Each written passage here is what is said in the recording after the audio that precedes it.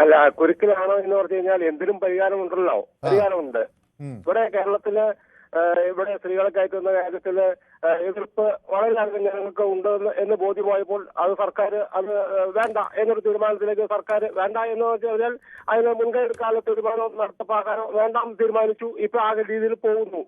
അപ്പൊ ഞാൻ ചോദിക്കുന്നത്, ഈ തെരഞ്ഞെടുപ്പിൽ ഇതിന് മുന്നേ തൊട്ട് മുന്നേ ഈ കോടതി ഇങ്ങനെ ഒരു കേസ് വീണ്ടും പരിഗണനയ്ക്ക് വരുന്നത് CPM-നെ ഏതെങ്കിലും തരത്തിൽ ബാധിക്കുമെന്ന്? അല്ല, അതിന് മാർച്ച് 14 വരെ സമയമുണ്ട്. മാർച്ച് 14 മുമ്പ് കൊടുത്തേന്ന് പറഞ്ഞു. അപ്പൊ അത് ഇവര് ആലോചിച്ചിട്ട് ഇവര് ഉചിതമായ തീരുമാനം എടുക്കും. ഞാൻ പറയട്ടെ, ഈ സ്ത്രീകളെ കയറ്റുന്ന കാര്യത്തില് ഇവിടെ കോൺഗ്രസിന്റെ നേതാക്കളും BJP നേതാക്കളും പണ്ട് അനുകൂലിച്ചിട്ടില്ലേ? ഉണ്ട്. അവരുടെ പേരുകൾ നമ്മൾ പറഞ്ഞു മടുക്കേണ്ട ആവശ്യമില്ല. ചെന്നിത്തല ഉൾപ്പെടെ, അല്ലെങ്കിൽ സുരേന്ദ്രൻ BJP-യുടെ സുവർണാവസരം എന്ന് പറഞ്ഞ മറ്റേ ശ്രീധരൻപിള്ള അറിയാൻ പാടില്ലേ?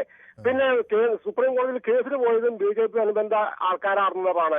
അപ്പൊ ഇവിടെ NSS ഇങ്ങനെ ജനങ്ങളെ സംഘടിപ്പിച്ച്, പ്രത്യേകിച്ച് സ്ത്രീകളെ സംഘടിപ്പിച്ച് ഇങ്ങനെ ഒരു വലിയ സമരമുഖത്ത് വന്നപ്പോ അതിന്റെ കൂട്ടത്തിൽ ഒരു തെരഞ്ഞെടുപ്പിൽ വോട്ടാക്കാൻ പറ്റുന്ന UDF-കാർ കരുതി, BJP-കാർ കരുതി. അപ്പൊ ഇത് തെരഞ്ഞെടുപ്പിൽ ഇത് ഒരു ചർച്ചാ വിഷയമാകുമോ ശ്രീ?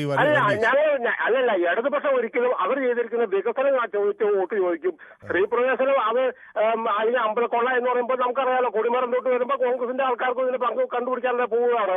അപ്പൊ അതുകൊണ്ട് അമ്പലക്കൊള്ള പറഞ്ഞുകൊണ്ട് വോട്ടിന് നമ്മൾ കാരണം BJP-ക്ക് അങ്ങനെ നേട്ടം കിട്ടും. ഞാൻ പറയട്ടെ, അന്ന് 12 നഗരസഭ BJP ഭരിച്ചോളൂ, എന്നിട്ട് ആൾക്കാർ നിലനിർത്താൻ പറ്റുമോ? അപ്പൊ അവിടെ ഇടതുപക്ഷമല്ലേ ജയിച്ചത്. അപ്പൊ അതുകൊണ്ട് അമ്പലക്കൊള്ള മാത്രമല്ല അന്ന് കേരളത്തിലെ ജനങ്ങൾ ചിന്തിക്കുന്നത്. അവർക്ക് കിട്ടിയിരിക്കുന്ന 5.5 ലക്ഷം പേർക്ക് കിട്ടിയിരിക്കുന്ന പട്ടയം, അല്ലെങ്കിൽ അവർക്ക് കിട്ടിയിരിക്കുന്ന ലൈഫ് വീടുകൾ, അല്ലെങ്കിൽ ക്ഷേമ പെൻഷനുകൾ, അല്ലെങ്കിൽ നല്ല ആരോഗ്യരംഗം, വിദ്യാഭ്യാസം, ഇതെല്ലാം അവർ ജനങ്ങൾ കണക്കൂട്ടും. ഇപ്പൊ അവർക്കിട്ടില്ലാത്തൊരു കേരളം ഉണ്ടാക്കിയിരിക്കുന്നു, നല്ല സ്കൂൾ നോക്കുമ്പോൾ പുസ്തകം എത്തിച്ചിരിക്കുന്നു. ഇതൊക്കെയായിരിക്കും ഇടതുപക്ഷം നോക്കുന്നത്. അല്ലാണ്ട് ഒരു അമ്പലം മാത്രം നോക്കി വോട്ട് പിടിക്കാൻ നോക്കി നിൽക്കുന്നവര് വ്യക്തികളുടെ ലോകത്തല്ലേ.